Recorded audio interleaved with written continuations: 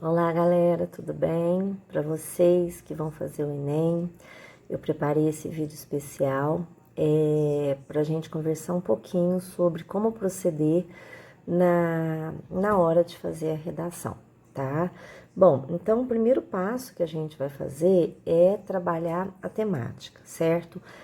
Primeira coisa que o estudante deve fazer é olhar o tema. Normalmente ele vai estar embaixo, né, após a coletânea, focar nas palavras-chave do tema, tá bom? Então, aqui eu tenho um exemplo que eu trouxe, maus tratos a animais no Brasil. Copie o tema, tá? E deixo bem à vista. Por quê? Porque acontece muito de o estudante se confundir. Quando a gente vê maus tratos a animais no Brasil, a primeira coisa que a gente pensa é cachorro. Isso é indubitável. E o tema não é maus tratos a cachorro, abandono de cachorro. O tema é maus tratos a animais no Brasil. Então, essas palavras-chave, elas não podem deixar de estar no primeiro parágrafo. Isso é muito relevante, tá? Não se esqueçam disso. No primeiro e no último. E nos parágrafos intermediários, que são o segundo e o terceiro, vocês vão desenvolver a temática. Mas, assim, maus tratos a animais no Brasil tem que estar na introdução e na conclusão, tudo bem? Então, agora, nesse primeiro momento aqui, eu vou ler as comandas da proposta de redação para a gente falando um pouquinho sobre cada uma delas, tá bom? Começa assim: a partir da leitura dos textos motivadores seguintes. O que é que significa isso? Significa que você deve ler a sua redação, tá? Perdão, os seus textos de apoio, a sua coletânea, tá? E ir anotando ao lado dela tudo aquilo que lhe vier à mente, tudo aquilo que estiver nas entrelinhas, porque isso sim você pode aproveitar. Não copie de forma alguma a sua coletânea. Alguns professores falam, é obrigatória a colocação daquilo que está na coletânea na redação. Não, não é obrigatório. É obrigatório que você aproveite e é obrigatório que você faça bom uso. Agora, pode fazer uma paráfrase, pode aproveitar em algum momento, mas copiar e ficar se apoiando somente naquilo não vai te garantir uma nota maior que 600, isso é certo e justo, tá bom? Mas a coletânea deve sim ser aproveitada e não copiada, tudo bem? E nela a gente vai achar muita coisa, inclusive assim, até nuances de proposta de intervenção. Ela é muito importante. Então, essa é a primeira parte do comando. Com base nos conhecimentos construídos ao longo de sua formação. O que é isso? Repertório. Repertório sociocultural, produtivo e atrelado. Como que a gente vai trabalhar? Repertório é tudo aquilo que você sabe, tá? Que você vai usar na argumentação, mas existem algumas coisas que você sabe a mais. E o que é isso que você sabe a mais? Partes da história, da geopolítica, de alguma série que você tenha assistido, de algum livro que você tenha lido, de algum fato que seja de conhecimento nacional, um filósofo, um sociólogo. Então, como trabalhar isso daí? Primeira coisa, maus tratos animais no Brasil, por exemplo, né? Marley e eu. Pronto, é um repertório excelente, porque é um filme sobre um animal, tá? O tema é animal, então minimamente 160 pontos, na competência 2, a gente garante, tá? O fato dos beagles, né? Daqueles beagles que foram encontrados em cativeiro num laboratório no interior de São Paulo alguns anos atrás, né? Não só os beagles, mas a notoriedade ocorreu por conta deles. É um repertório também, é um fato conhecido nacionalmente, tá certo? Tem que tomar cuidado aqui com algumas coisas quando os temas não são temas necessariamente relacionados a pessoas. Por exemplo, aqui nesse caso a gente está falando de animal. Aqui fica um pouquinho complicado para eu atrelar com Bauman, né? Para eu falar de declaração de direitos humanos, né? Quando eu falar, por exemplo, se tiver alguma coisa relacionada ao meio ambiente é complicado, mas vamos lá. Se o tema se referir a pessoas, a relações humanas, a temas de cunho social que tem um viés voltado para pessoas, eu vou dar para vocês algumas dicas de inserção repertorial, tipo Coringas, tá? Vamos lá. Constituição Federal, artigo 6º. A Constituição Federal, no artigo 6º, traz para a gente os nossos direitos básicos, aqueles que a gente não tem. Saúde, educação, lazer, alimentação, né? Então, por exemplo, se o tema estiver relacionado à saúde, a Constituição Federal, em seu artigo 6º, garante a todos os brasileiros o acesso à saúde, ponto. No entanto, e aí você entra com a contradição aí, ok? Outra, mas olha só, eu posso só usar isso se não tiver na coletânea. Se tiver na coletânea, fica invalidado, porque fica cópia da coletânea. Então, tipo, faz de conta que tá lá esse artigo. Então eu vou pôr o quê? Declaração Universal dos Direitos Humanos, de 1948, que basicamente, vai trazer os direitos humanos também, tá? Existem duas referências legais que eu costumo passar para os meninos, que é a seguinte: o Milton Santos, geógrafo, ele tem duas citações bastante legais, tá? Ele fala, na verdade, eu posso falar de 3 aqui. Ele fala que o ser humano, ele já nasce investido de direitos inalienáveis. O que significa? Significa que a partir do momento que nós nascemos, nós já temos direitos à saúde, à alimentação, esses que estão na Constituição, no artigo 6º, né? Mas ele chama isso de cidadania mutilada, porque está na Constituição, faz parte dos direitos do cidadão, mas ela é mutilada. Por quê? Porque ela não nos é garantida, tá? Ela é assegurada, ela está no papel, mas ela não sai do papel. Então, isso chama cidadania mutilada para o Milton Santos. Ele tem um outro também que traz a questão de quanto mais longe o indivíduo se encontra do centro ali de direitos, tá? Por exemplo, acesso ao lazer. Quanto mais longe eu moro do lazer, né, que ainda que gratuito, seja distante, menos cidadania se tem, tá? Então, são essas as questões. Ele fala dos direitos inalienáveis, fala da cidadania mutilada e fala da distância. É igual, por exemplo, quando caiu no Enem ano passado a questão do acesso ao cinema. Quanto mais distante do cinema a pessoa se encontra, né? Por exemplo, ele só tem. Hoje o cinema está centrado nos shoppings. Se eu moro numa zona periférica, ou se eu moro numa cidade que não tem shopping, menos direito eu tenho aqui ao lazer. É isso que ele quer dizer. Outra referência legal é o Gilberto Dimenstein, que era um jornalista que faleceu ano retrasado. Ele fala da cidadania de papel, que assim, em tese é quase que a mesma coisa que o Milton fala, né? O que vem a ser a cidadania de papel? A cidadania de papel é que os direitos estão na Constituição Cidadã, na Carta Magna, na Constituição da República Federativa do Brasil, do ano de 1988, mas eles estão apenas no papel. Eles não saem do papel. E é isso o Dimenstein chama de cidadania de papel, tá bom? Um outro coringa, mas assim, é um coringa que tem que saber usar, é o Zygmunt Bauman, que é o sociólogo polonês, falecido no ano de 2017, em janeiro. Muita gente usa o Bauman e muita gente acha que ele virou um lugar comum. Ele não virou um lugar comum, até porque ele é um sociólogo, ele é um pensador, ele é um filósofo, é um cara que vai ficar para a história da sociedade, né, para o resto da vida, do lado do Aristóteles, de tantos outros pensadores aí. O que acontece é que as pessoas, elas acabaram por tornar o Bauman comum, a forma como elas citam. Então, a citação mais comum aí que a gente encontra dele é sobre a liquidez das relações humanas, né? A qual ele chama de modernidade líquida. Isso daí a gente pode usar muito quando tiver alguma coisa relacionada à tecnologia, porque como ele mesmo dizia, após a presença, né, após o advento do Facebook, as relações tornaram-se mais líquidas ainda, certo? E essa liquidez, ela acaba por espirrar nas relações familiares, nas relações marido e mulher, nas relações de namorado, nos relacionamentos físicos, nas relações pais e filhos. Então, tudo que for relação de ser humano, professor-aluno, pai e filho, casal, questão de tecnologia, pode colocar o Bauman, tá? Então, assim, não dá para colocar relação líquida e atrelar direto com a questão do maus tratos aos animais.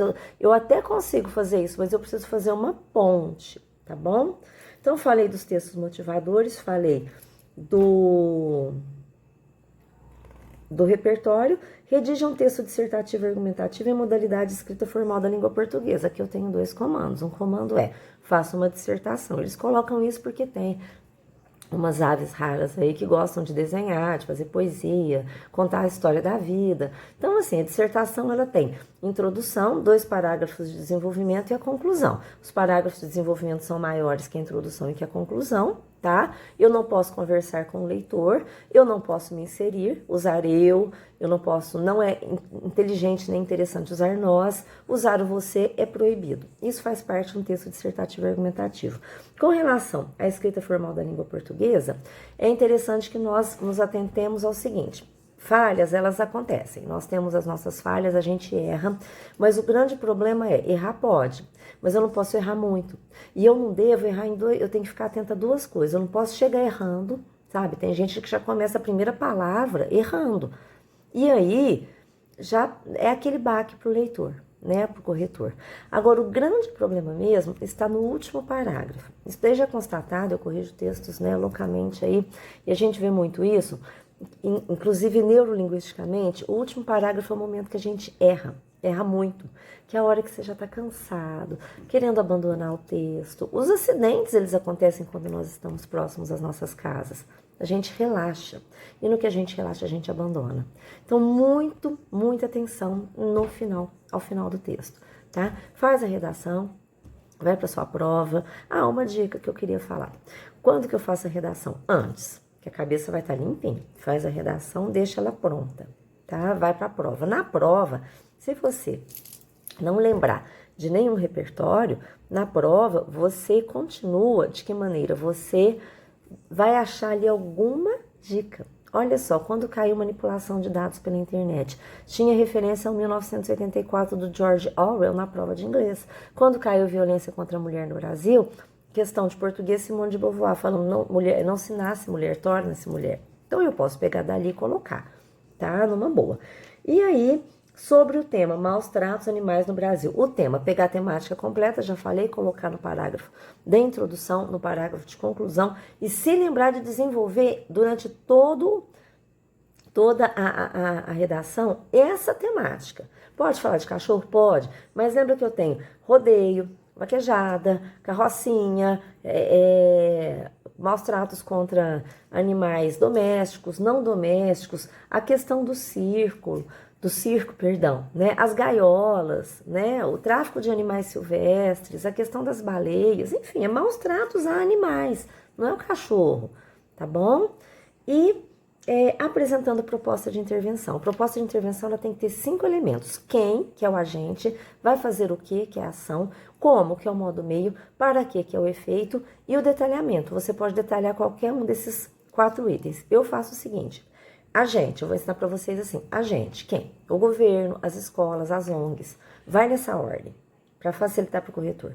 Ação, deve ir, deve ir, deve ir, deve ir. As escolas devem ensinar, o governo deve estabelecer, deve inserir, deve propor, tá? O que? Você continua, vírgula, por meio de distribuição de panfletos, de palestras, de reuniões, vírgula, a fim de que, para que, com o objetivo de, com o fito de.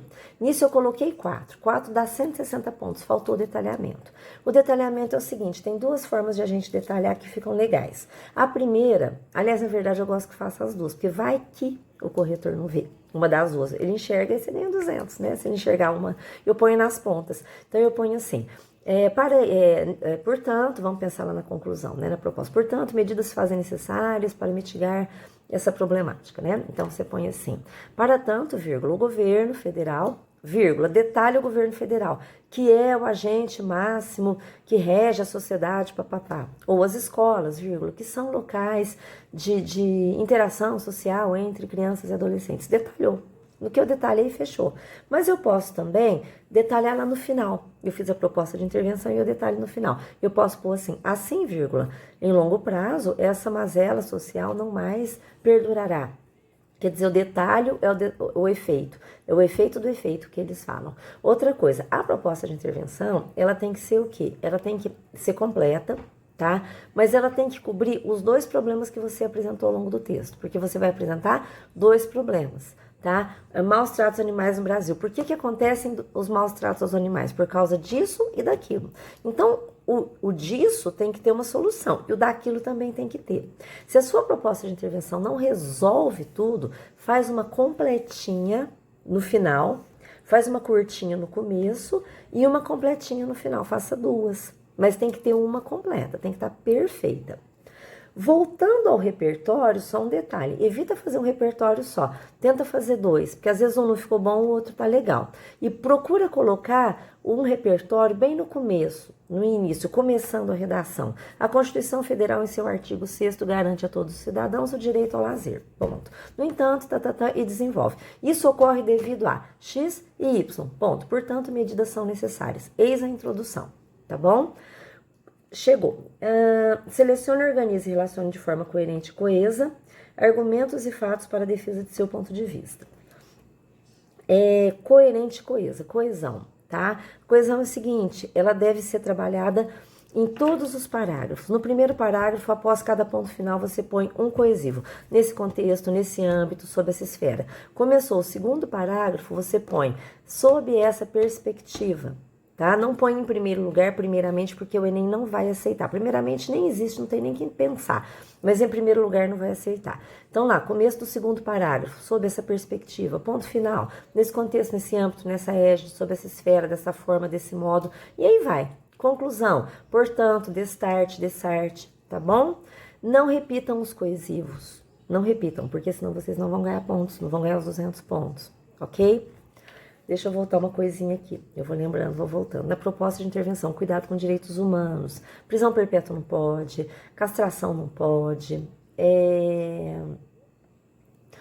ainda que a pessoa tenha feito uma coisa muito monstruosa, não pode. Lembra disso, chama direitos humanos, tá bom? É direitos humanos, ok? Não é só para humanos direitos, guarda isso, tá bom? Bom, apresentando proposta de intervenção, de forma coesa. Selecione, organize e relacione os argumentos e fatos. Vamos terminar aqui. Isso é a parte da argumentação. A competência 3 é a parte mais difícil. Eu aconselho o seguinte. Tem duas coisas. Nós vamos trabalhar com causas e consequências. As causas, na hora que você for escrever, sempre pergunte o porquê do porquê. Até esgotar. E as consequências. E depois. Por exemplo, vamos pegar aqui os maus tratos aos animais. Por que acontecem os maus tratos? Uma causa que eu acho legal sempre colocar para Enem são razões históricas, culturais. Por quê? Porque desde, vai lá para trás, as pessoas têm o costume de maltratar animais, de tratar os animais de uma forma desumana, vamos dizer assim. Mas por quê? Então, não parou aí meu argumento. Então, vamos lá. Anos 1980, você pega, por exemplo, aquela música dos Titãs, Família, né? Família E, Família A. Cachorro, mamãe, vovó, titia, cachorro, gato, galinha. Eram os animais dos quintais, porque nos anos 80 o animal ficava no quintal, né? Então, olha só. Mas por quê, então? Quer dizer, eu já descobri. Isso aí tem uma questão cultural, tá? Por quê? Aí você vai puxando. Por quê? Ah, acabou, esgotou? E depois, qual é a consequência? A consequência é que isso é transmitido para os filhos, para os netos, e se isso não for coibido, a coisa vai continuar acontecendo, os maus tratos vão acontecer. As pessoas antigas chutavam cachorro na rua, né? Punha fogo no rabo do gato, tem gente que faz isso até hoje, certo? Então, assim, o animal, ele é visto de uma forma inadequada. Tá? Então, eu vou puxando para trás e para frente até eu esgotar. Nisso, eu consigo trabalhar argumentos organizados, selecionados e bem relacionados, ok? E, só para a gente finalizar, os parágrafos, o segundo e o terceiro, eles têm que ter mais ou menos o mesmo tamanho, para mostrar que a sua argumentação está consistente, que ambas as argumentações estão consistentes, ok? Bom, é isso que eu tinha para dizer, eu espero ter ajudado. Isso aqui a gente consegue fazer o checklist, porque tudo que eu falei aqui está na proposta de redação, tá? Então, depois que você fizer a redação, você vai fazendo o checklist. Eu li os textos motivadores? Sim. Os conhecimentos construídos ao longo de minha formação, repertório? Sim. Dissertação? Conversei com o leitor, 4 parágrafos, beleza. Língua portuguesa, olhei no último lá, se eu não bobiei. Tema, tá completo? Tá no primeiro parágrafo, no último, dissertei sobre ele. Pus proposta de intervenção, quem, o que, como, para que e detalhamento, agente, ação, modo, meio, efeito e detalhamento, beleza. Os meus argumentos estão completos? Eu pus coesivos em todos os pontos do texto, 3 pontos finais por parágrafo, então eu tirei 1000, tá bom? Gente, bom Enem para vocês, façam a prova com calma, vai dar tudo certo, já tá dando, chegamos até aqui, né? Já somos vencedores. Um beijo, boa prova, fica todo mundo com Deus. Tchau, tchau.